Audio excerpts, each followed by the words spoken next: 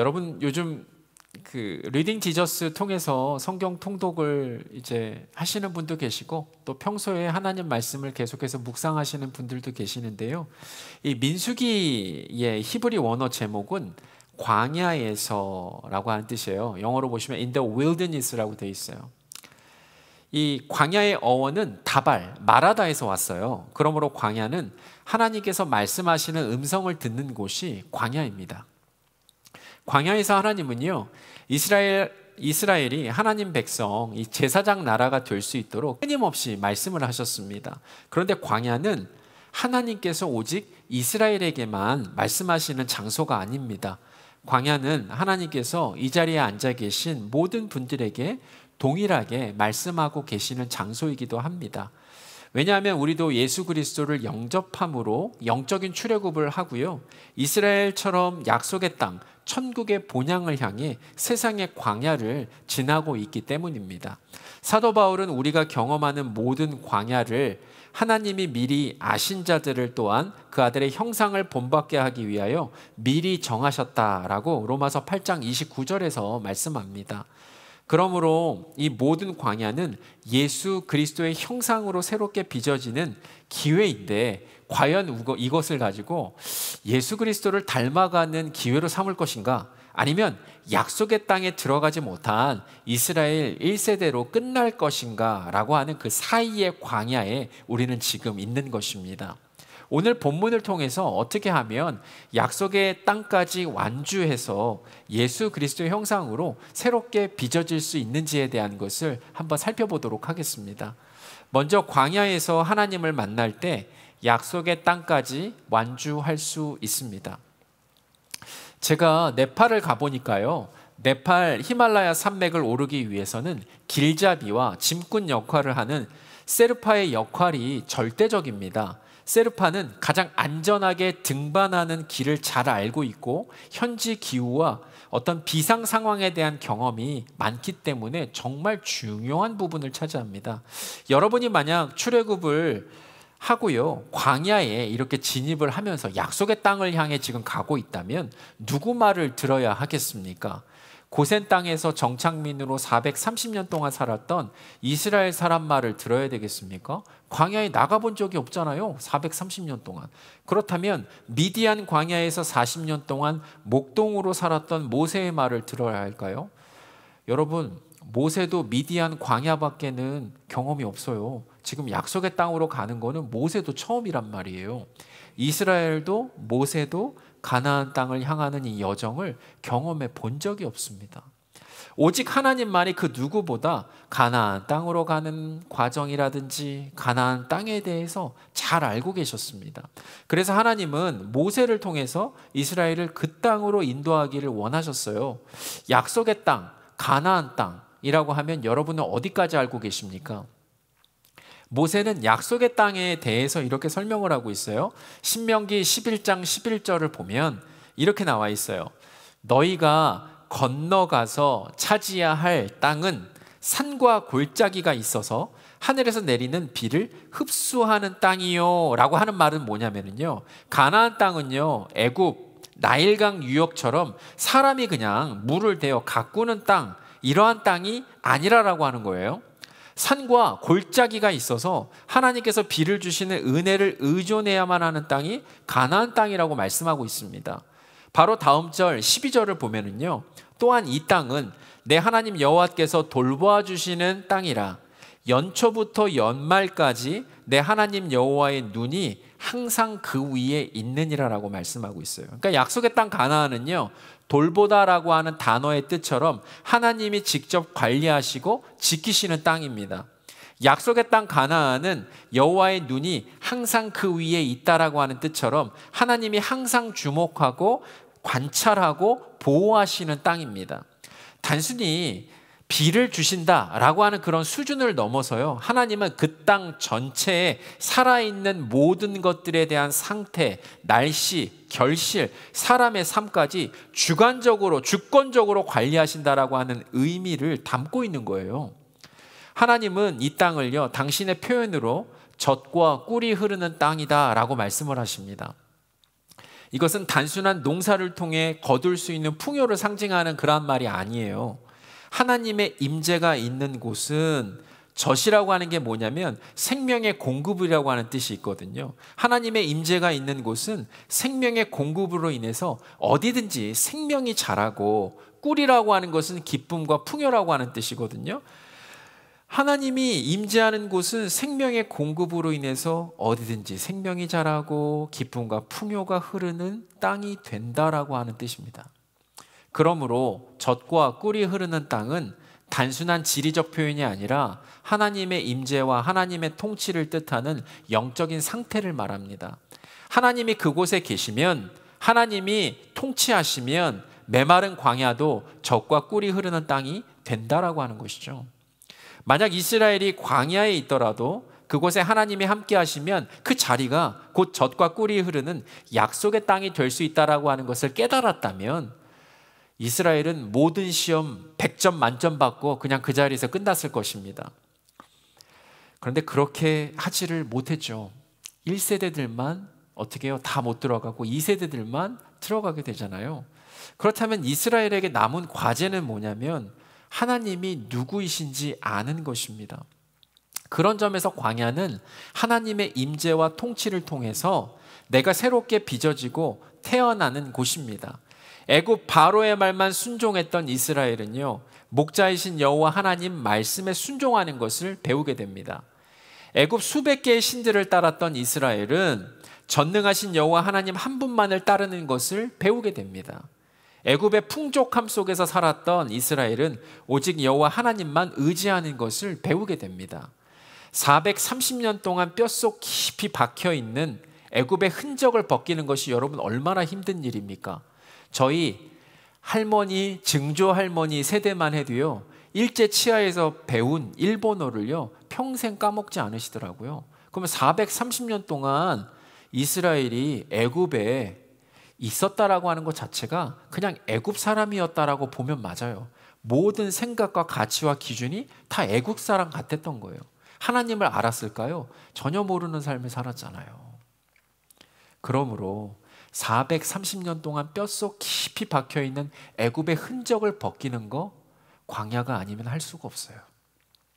절대자인 바로를 여호와 하나님으로 바꾸는 것은요, 세계관의 변화예요. 세상을 바라보는 관점을 바꾸는 것인데 얼마나 어렵겠어요?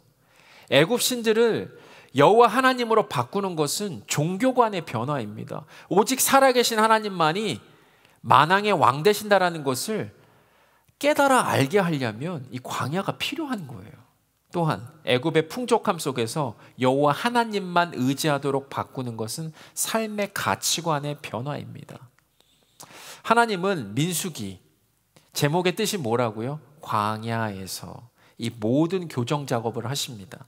민수기 9장 15절부터 23절을 보면요, 애굽인하고 다름없는, 애굽인하고 똑같은 이스라엘에게 이게 지금 뭐하고 있는 건가? 소위 말하는 미치고 팔짝 뛰는 일입니다. 내 원칙과 내 기준을 가지고 인생의 여정을 걸었던 이스라엘에게 이제 약속의 땅을 향한 여정에서 하나님은 여호와의 명령에 따라 행진하고 여호와의 명령에 따라 진을 치게 하십니다. 내 필요와 목적에 따라 애굽 신들을 믿었던 이스라엘에게 이제 약속의 땅을 향한 여정에서 하나님의 뜻에 따라 하루라도 이틀이라도 한 달이라도 1년이라도 구름이 성막 위에 머물러 있을 동안에는 진영에 머무는 순종을 배웁니다. 내 욕구에 따라서 고기, 생선, 참외, 부추, 파, 마늘을 먹었던, 마음껏 먹었던 이스라엘에게 이제 약속의 땅을 향한 여정에서 하나님께서 공급해 주시는 물과 만나와 메추라기로 살아가는 것을 배우게 하십니다. 이처럼 사람의 세계관, 종교관, 삶의 가치관을 바꾸는 것은 처음에는 참 고통스러운 일입니다.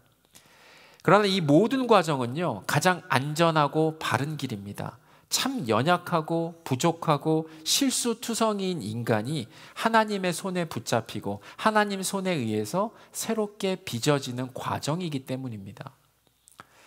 저희 작은 외할아버지는요, 농사를 지으셨어요.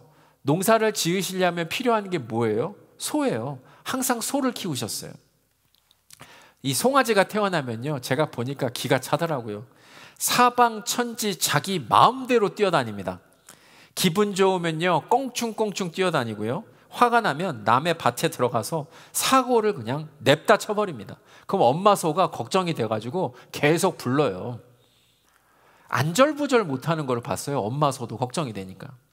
그러다가 송아지가 젖을 떼고 힘이 세지는 생후 6개월 정도에 코를 뚫어서 콧뚜레를 합니다. 이 콧뚜레를 통해서 목자의 음성과 훈련에 순종할 수 있는 상태가 되면 이제 천방지축으로 날뛰던 송아지는 그 모든 힘을 목자를 위해서 사용하게 돼요. 시편 32편 9절에 보니까 참 희한한 말씀이 있습니다. 읽어드릴게요. 시편 32편 9절입니다. 너희는 무지한 말이나 노새같이 되지 말지어다. 그것들은 제갈과 굴레로 단속하지 아니하면 너희에게 가지 아니하리로다. 훈련이 되지 않으면, 제갈을 물리지 않으면, 콧뚜레를 하지 않으면 그 어느 누구도 자신의 힘만 믿고 하나님께서 원하시지 않는 방향으로 가잖아요. 이렇듯 광야는 내 원칙과 기준을 가지고 내 필요와 목적에 따라 살고 내 욕구에 따라서 살아가는 사람을 하나님께서 사용하시는 사람으로 재창조하는 영적 사관학교입니다. 광야는요, 내 힘과 능력만 믿고 살아가는 사람을 제갈과 굴레를 통해서 하나님께서 원하시는 곳에 힘과 능력을 사용하는 사람으로 훈련시키시는 영적인 농장입니다. 사랑하는 성도 여러분, 여러분께서 인생의 여정을 겪으시면서요, 하나님께서 사용하시는 사람으로 재창조되는 이 영적 사관학교에 대해서 경험해 보신 적이 있으시죠, 권사님? 그리고 지금까지 세상의 광야를 쭉 걸으시면서 하나님께서 원하시는 곳에 힘과 능력을 사용하는 사람으로 훈련시키시는 이 영적 농장에 대해서 여러분들 경험하신 적이 있으실 것 같아요.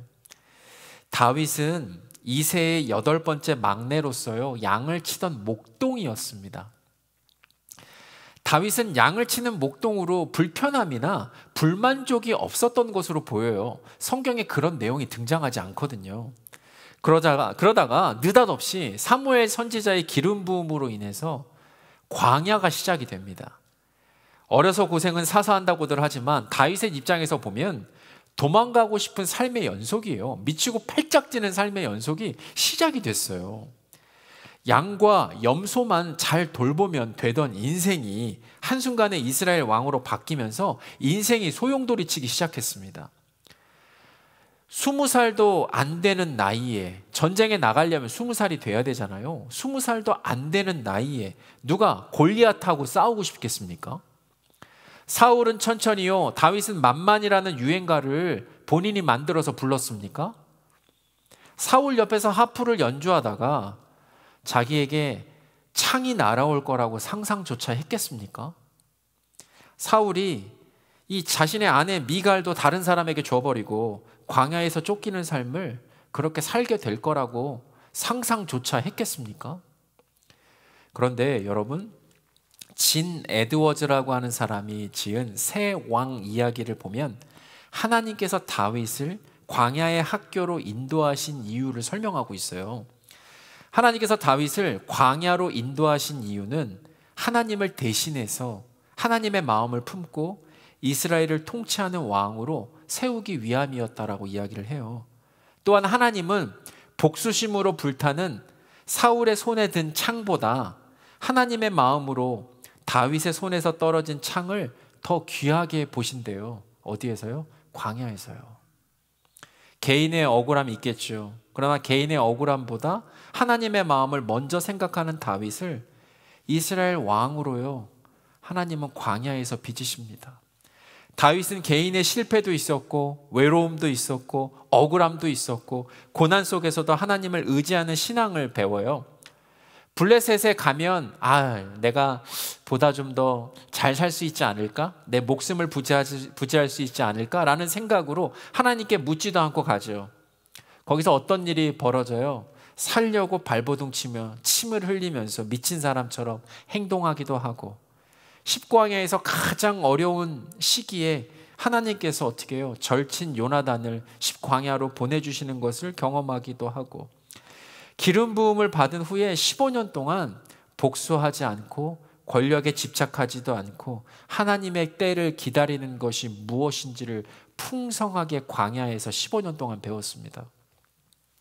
이처럼 풍성하게 배운 하나님에 대한 생각들, 하나님과 나 사이의 이러한 관계는 하나님께서 다윗을 이스라엘 왕으로 재창조하시는 영적인 사관학교였고요, 하나님께서 다윗을 원하시는 곳에 힘과 능력을 사용하는 사람으로 훈련시키시는 영적인 농장이었습니다.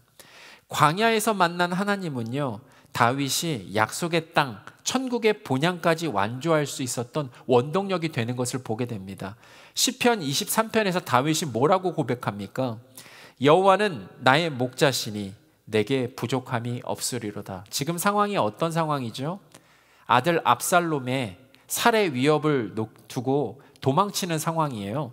지금 잘못 걸리면 죽을 수 있는 풍전등화의 상황, 바람 앞에 촛불과 같은 상황이란 말이에요. 근데 뭐라고 얘기해요?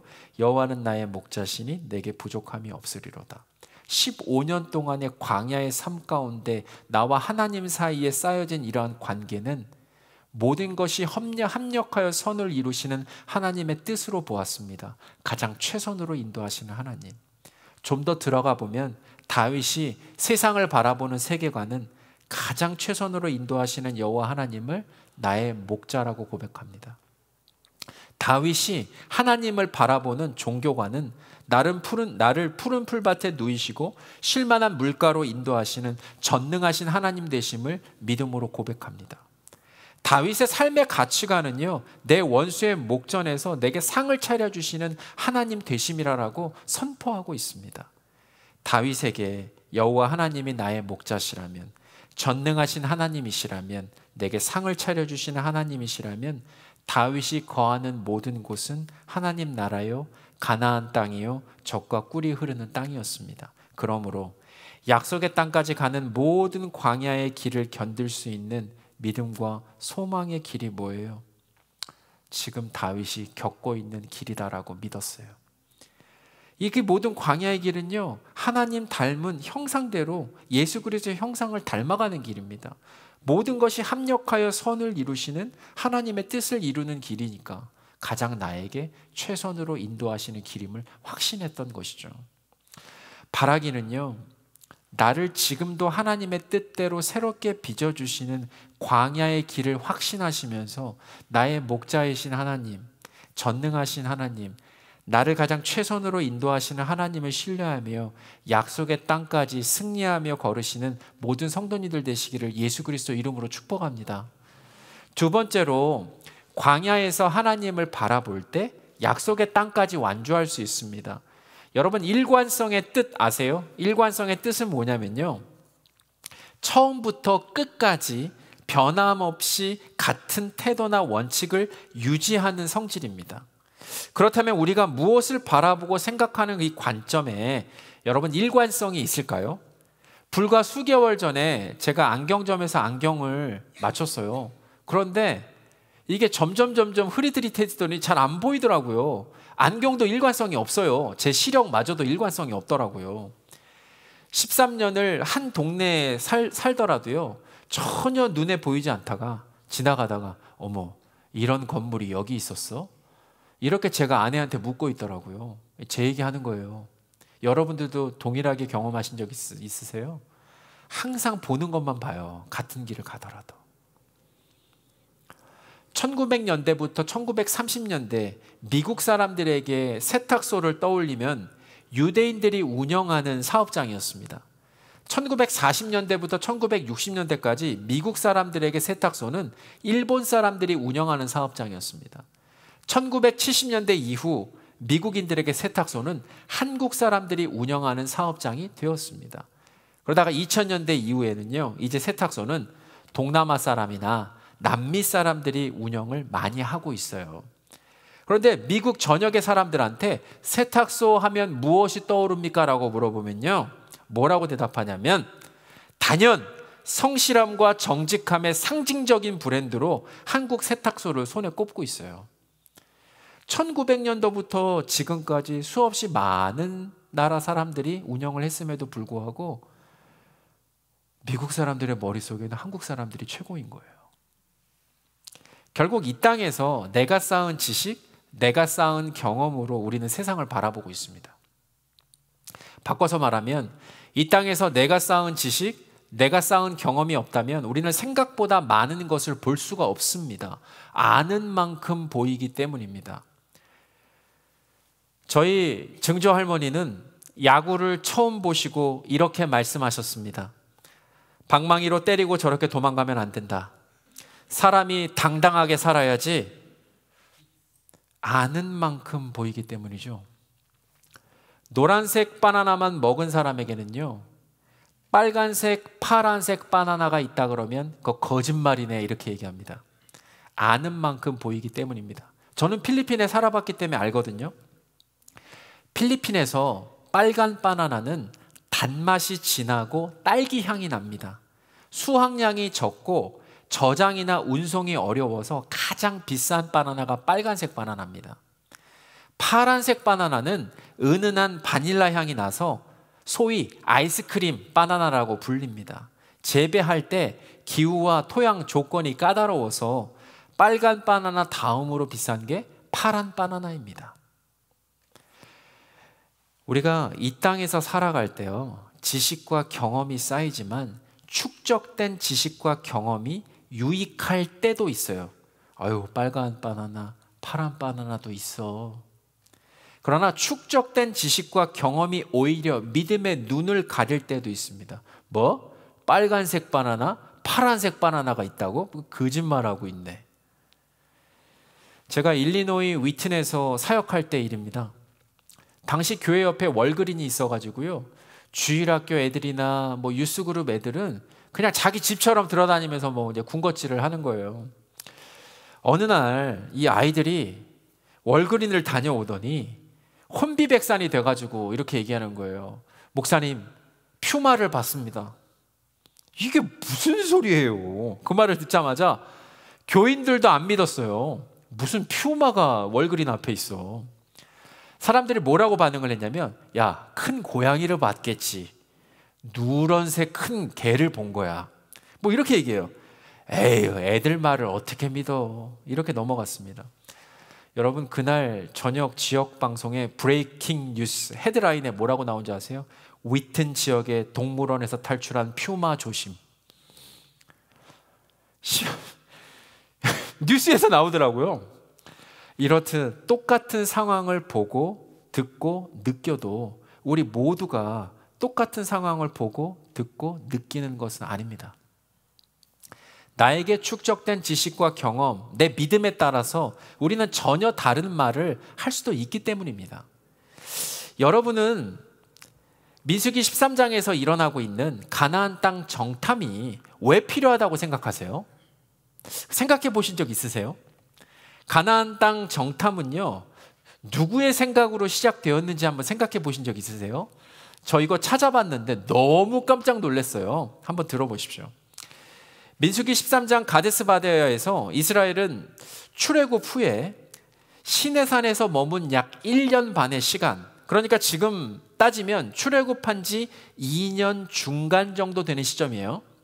모세도 당시 출애굽 당시에 80세였기 때문에 아마도 81세나 82세 정도로 추정이 돼요.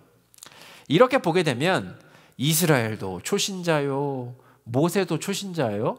그죠? 430년 동안 막 하나님을 경외했어요. 이스라엘이 아니잖아요. 모세도 떨기나무에서 하나님 만나기 전까지는 그렇잖아요. 이게 지금 비슷한 초신자의 상황인 거예요. 그런데 믿음의 시력은 극명하게 달랐습니다. 모세의 믿음의 시력은요, 이 가나안 땅에 대해서 뭐라고 얘기하냐면 곧장 올라가서 하나님께서 허락하신 가나안 땅을 차지하자라고 이스라엘 모든 민족에게 먼저 얘기했어요. 그 내용이 신명기 1장 20절부터 21절까지 등장합니다. 읽어드릴게요. 내가 너희에게 이르기를 우리 하나님 여호와께서 우리에게 주신 아모리 족속의 산지에 너희가 이르렀나니 너희 하나님 여호와께서 이 땅을 너희 앞에 두셨은즉 너희 조상의 하나님 여호와께서 너희에게 이르신 대로 올라가서 차지하라. 두려워하지 말라. 주저하지 말라 한즉 내가 그렇게 말했다라고 하는 거예요. 모세가 회상하면서.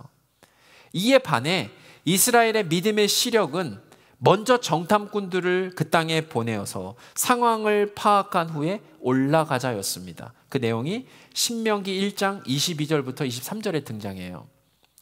너희가 다 내 앞으로, 내라고 말하는 건 모세예요. 너희가 다 내 앞으로 나와서 말하기를 우리가 사람을 우리보다 먼저 보내어 우리를 위하여 그 땅을 정탐하고 어느 길로 올라가야 할 것과 어느 성읍으로 들어가야 할 것을 우리에게 알리게 하자 하기에 내가 라고 하는 건 누구죠? 모세예요. 내가 그 말을 좋게 여겨 너희 각 지파에서 한 사람씩 12를 택했다라고 말해요. 이러한 이해를 바탕으로 민수기 13장 1절 2절을 보게 되면 얼마나 하나님 마음이 참담한 마음이셨을까를 염두에 두면서 읽어야 돼요. 민수기 13장 1절에서 2절을 보면 이렇게 나와 있죠. 여호와께서 모세에게 말씀하여 이르시되 사람을 보내어 내가 이스라엘 자손에게 주는 가나안 땅을 정탐하게 하되 그들의 조상의 가문 각 지파 중에서 지휘관 된 자 한 사람씩을 보내라. 여러분, 하나님이 지금 기쁜 마음으로 말씀하고 계실 거라고 생각하세요? 그렇게 생각하세요? 하나님은 분명하게 출애굽기 3장 8절에서 내가 하겠다라고 말씀하셨어요. 3장 8절 볼까요? 내가 내려가서 그들을 애굽인의 손에서 건져내고 그들을 그 땅에서 인도하여 아름답고 광대한 땅, 젖과 꿀이 흐르는 땅에 데려가려 하노라라고 말씀하셨어요. 하나님은 구체적인 방법을 출애굽기 6장 7절 8절에서 이렇게 얘기했어요. 내가 너희를 인도하고 그 땅을 너희에게 주겠다라고 말씀을 하셨어요. 그 내용이 등장합니다. 너희를 내 백성으로 삼고 나는 너희의 하나님이 되리니 내가 아브라함과 이삭과 야곱에게 주기로 맹세한 땅으로 너희를 인도하고 그 땅을 너희에게 주어 기업을 삼게 하겠다라고 말씀하셨어요. 여러분, 정리하면 이렇게 돼요. 하나님은 약속의 말씀을 주셨습니다. 뭐라고요? 내가 이스라엘을 광대한 땅, 젖과 꿀이 흐르는 땅에 데려가겠다. 하나님은 구체적인 방법의 말씀을 주셨습니다. 내가 이스라엘을 인도하고 그 땅을 너희에게 주겠다. 입장 바꿔놓고 이제 한번 생각해 보자고요. 우리가 중고 물건을 거래할 때도 이 물건에 대해서 내가 팔 때 아유, 제가 보증합니다. 아유, 내가 이거 보증한다니고요. 근데 그렇게 말을 해도 믿지 않고 의문을 제기하는 사람을 만나면 피정군 장로님 마음이 어떠시겠어요? 미치고 팔짝 뛰시겠죠. 근데 나랑 절친한 뒤에 앉아 계신 장로님이 내가 보증했다고 내가 보증하겠다고 얘기를 하는데 아이고, 이거를 어떻게 내가 믿어? 이러면 피정훈 장로님 마음이 어떠시겠어요? 무너지시겠죠. 기분이 좋지 않을 거예요. 등산을 할 때도요, 먼저 그 길을 올라갔던 사람이 내려오면서 올라가실 때 계단이 지금 깨져 있으니까 조심하세요 라는 말을 하잖아요. 아니면 이렇게 가지 마시고 이렇게 가면 좀 편하게 갈 수 있어요, 이렇게 얘기해 주는 게 등산하는 사람들의 예의예요. 근데 그렇게 얘기했는데 꼭 그런 사람들이 있잖아요. 내가 알아서 갈 거예요. 이런 말을 들으면 속이 뒤집어지죠. 하나님은 속이 뒤집어지셨을 것입니다. 불과 2년 전에 일어났던 출애굽하려고 10개의 재앙 사건, 유월절 사건, 홍해가 갈라지고 애굽 병사들이 수장된 사건, 광야에서 딱 치니까 나오는 물을 마시고 만나와 메추라기를 먹었던 사건 속에서 아직도 하나님의 능력과 그 인도하심을 믿지 못하는 이스라엘의 모습에 얼마나 억장이 무너졌을까? 억장이 무너지신 이유는 두 가지예요. 첫 번째, 모세는 하나님 명령 없이 정탐꾼 12명을 뽑았습니다. 이스라엘의 지도자 모세는요, 하나님의 약속을 분명하게 모든 이스라엘에게 계속해서 상기시켜야 돼요. 하나님 불신하는 그 어떠한 행동도 사전에 차단하고 권면을 하면서 하나님께서 분명히 우리에게 내가 하겠다, 내가 주겠다 말씀하셨다면 그 땅을 정탐할 아무런 이유가 없다라고 계속 얘기를 해야죠. 그런데 신명기 1장 21절 말씀에서 그랬잖아요. 하나님께서 여호와께서 너에게 이르신 대로 올라가서 차지하라, 두려워하지 말라, 주저하지 말라. 끊임없이 얘기를 했어야 정상이죠. 왜 하나님을 의심하냐고, 왜 하나님을 시험하냐고, 하나님 마음이 어떻겠냐라고 얘기를 했었어야죠. 그러나 모세는 신명기 1장 23절에서 내가 그 말을 좋게 여겨 너희 중 각 지파에서 한 사람씩 12를 선택합니다. 여러분들도 기억하시는 것처럼 민수기 1장 4절에서 17절을 보면요, 이스라엘이 시내산을 출발하기 전에 하나님은 각 지파의 두령들을 직접 지명해서 세우셨습니다. 가나안 입성을 눈앞에 두고 공정한 땅 배정을 위해서도 민수기 34장 16절부터 29절을 보시면 하나님은 각 지파에서 기업 분할 책임자를 직접 지명하여 세우셨어요. 그런데 약속의 땅 정탐꾼들은 하나님과 상의 없이, 하나님의 명령 없이 모세가 직접 사람의 말을 듣고 좋게 생각해서 뽑았습니다. 여기서부터 진행되는 과정을 보면 석연치가 않잖아요. 성경에서 여러분 보시면 과정이 이상할 때 결과도 이상합니다. 하나님이 억장이 무너지신 이유가 바로 이거였어요. 하나님 억장이 무너지신 두 번째 이유, 민수기 13장의 흐름은 죄와 실패에 대한 연장선상에 있어요. 성경을 읽을 때 민수기 13장이 그냥 뚝 하나 던져놓고 한 덩어리만 나와 있는 게 아니에요. 11장, 12장, 13장이 연결되고 있어요. 민수기 11장에서 어떤 일이 벌어졌죠? 백성이 악한 말로 원망할 때라고 나와 있어요. 원망하니까 여호와 하나님께서 진영을 불로 태워버리시고 그곳 이름을 다베라, 불사름이라고 부르십니다. 그 중에 섞여 사는 다른 인종들이 탐욕을 품어서 애굽에서 먹었던 것들 그리워하고 하나님 앞에 또 두 번째 원망합니다. 근데 하나님은 만나를 내려주세요. 만나를 먹다가 이제는 입에 물린다고 고기를 달라고 하나님께 세 번째 원망합니다. 그때 하나님은 메추라기를 내려주십니다. 민수기 11장은 3단 콤보의 원망이에요. 하나님 앞에 원망, 원망, 원망. 민수기 12장은요, 미리암과 아론이 여호와께서 모세와만 말씀하셨느냐, 우리와도 말씀하지 아니하셨느냐 말하며 모세의 리더십에 대항하는 장면이 등장하는 게 민수기 12장이에요. 이러한 관점에서 민수기 13장을 바라보면 하나님 여호와께서 너희에게 이르신 대로 올라가서 차지하라, 두려워하지 말라, 주저하지 말라고 권면했던 모세의 리더십의 불신을 드러냈던 이스라엘의 일반적인 모습을 드러내고 있는 게 민수기 13장이에요. 이러한 전체 맥락에서 보면 정탐꾼을 보내는 것은 처음부터 잘못된 시작이었다라는 것을 알 수가 있어요. 모세는 훗날 이 일로 인해서 가나안 땅에 들어가지 못했음을 다시 한번 회고하는 장면이 나와요. 그 내용이 신명기 1장 37절입니다. 여호와께서 너희 때문에 내게도 진노하사 이르시되 너도 그리로 들어가지 못하리라 라고 말씀하셨다. 여러분, 모세는 죄나 실수에 대해서 구체적으로 지금 언급을 하진 않아요. 그러나 모세가 이스라엘과 한 부류로 취급을 받아가지고 광야에서 죽어야 하는 심판을 받게 된 것에 대해서 모세도 결코 이 부분에서 자유할 수 없었던 잘못이 있었다라고 하는 것을 찾아볼 수가 있어요. 결국 이스라엘과 모세는 여호와 하나님에 대한 불신의 죄가 있었어요. 정탐꾼을 여러분 왜 보냅니까? 정탐꾼 왜 보낸 줄 아세요? 내가 이에 대하 갈게요. 내가 그곳이 과연 갈 만한 땅인지를 확인해야 내가 움직일게요. 그럼 모세는 어떻게 해야 돼요? 그럼 끝까지 말렸어야 됐어요. 하나님 말씀하지 않았냐고. 그거 지금 정탐꾼 보내는 거 하나님 뜻 아니라고. 하나님이 하신다고 하지 않았냐고. 계속 가야 된다라고 독려를 했어야 맞아요. 이스라엘과 모세의 믿음의 시력은 하나님을 볼 수 없었습니다. 정탐꾼 10명은요, 약속의 땅에서 현실이 보였습니다. 어떤 현실이겠어요? 이스라엘은 430년 동안 노예로서 주로 벽돌을 만들면서 목축을 하며 살았던 민족입니다. 군대 조직이 있어요? 없었어요. 뭐 병거나 무기 사용 훈련을 한 번이라도 받은 적 있어요? 없어요. 뭐 전쟁을 했어요? 없어요. 그러나 가나안은요, 이미 최첨단 청동 무기로 다 무장이 되어 있고 전차가 있었고 방패가 있었고 창을 갖춘 정규 군대를 보유한 민족이에요. 그에 비해 이스라엘은 뭐가 있어요? 무기가 뭐냐면요, 농기구, 보습, 괭이, 삽, 이게 무기예요.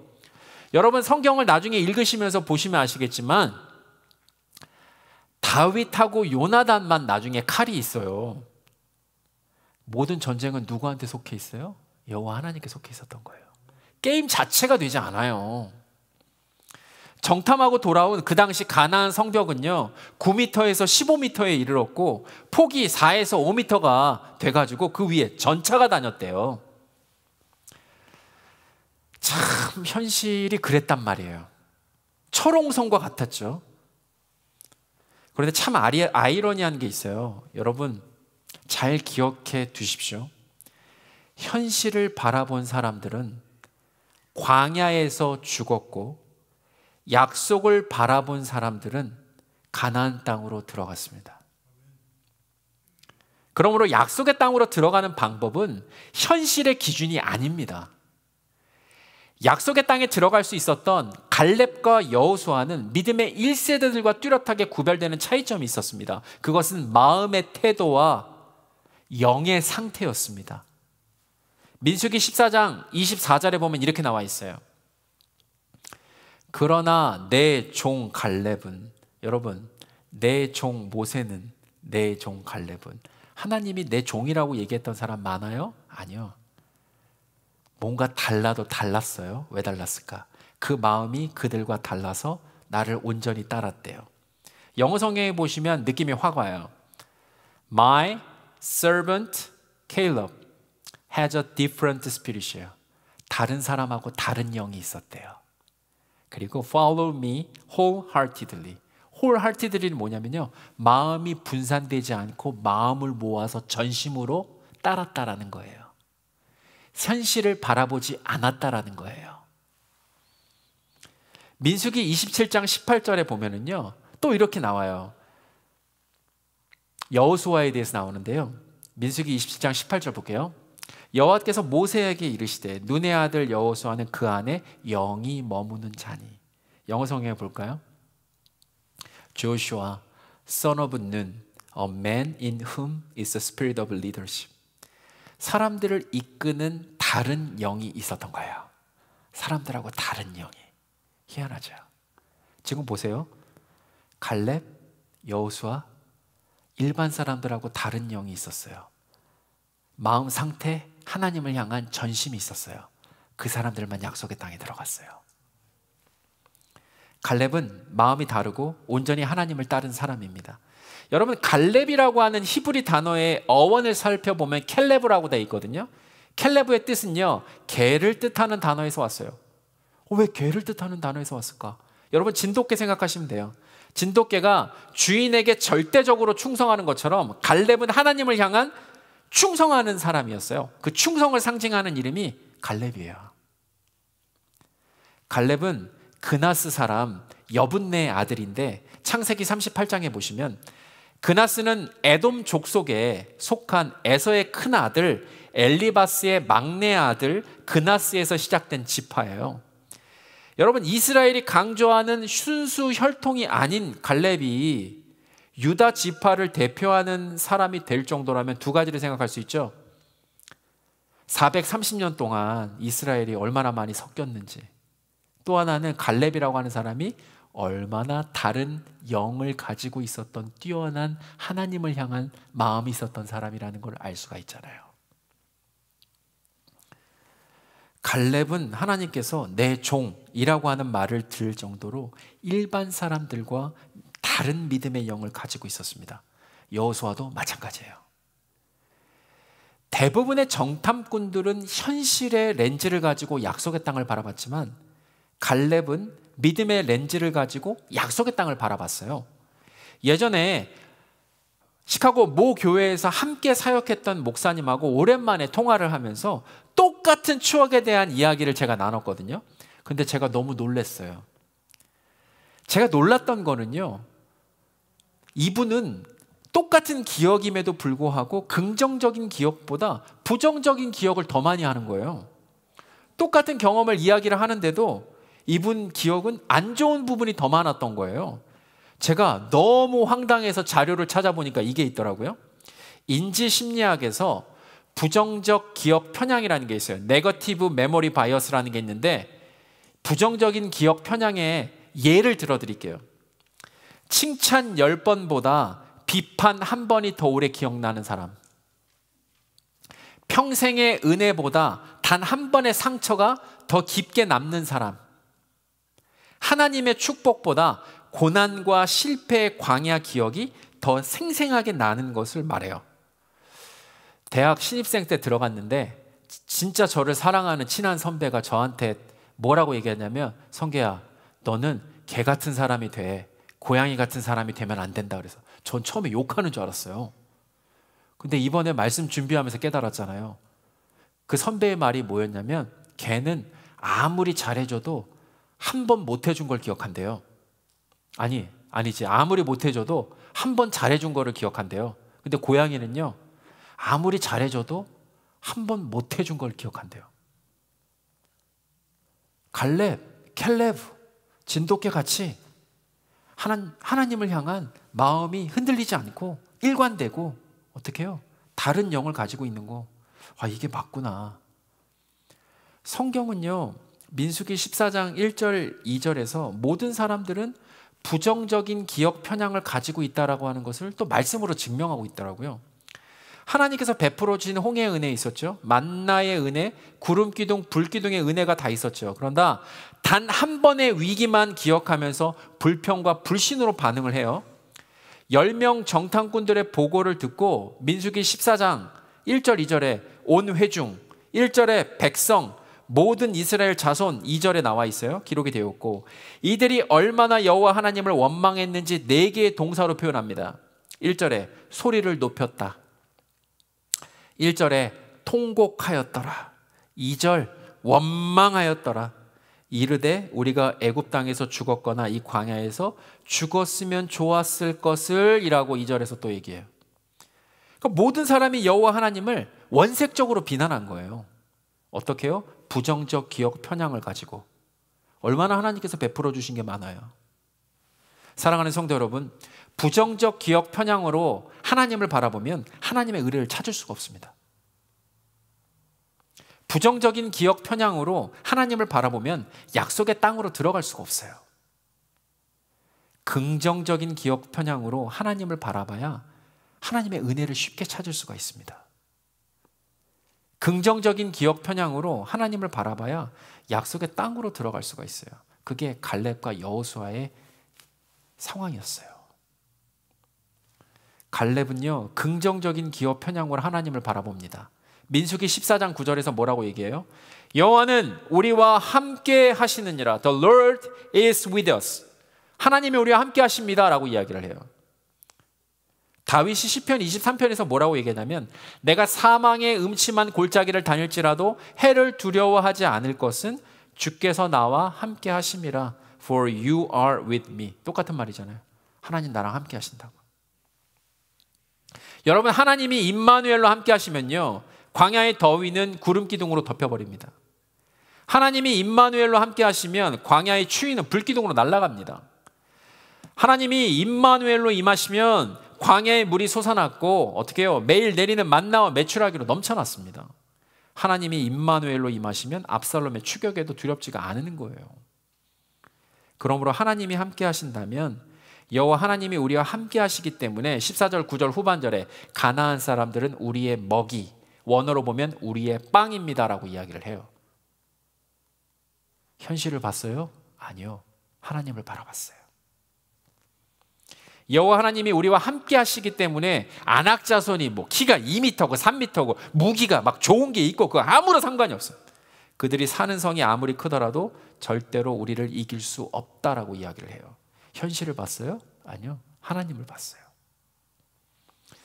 이렇게 믿음으로 선포하는 것이 임마누엘의 하나님을 인정하는 것이고요. 모든 전쟁은 하나님께 속한 것이니까 하나님의 뜻이면 그 전쟁은 이기는 거예요.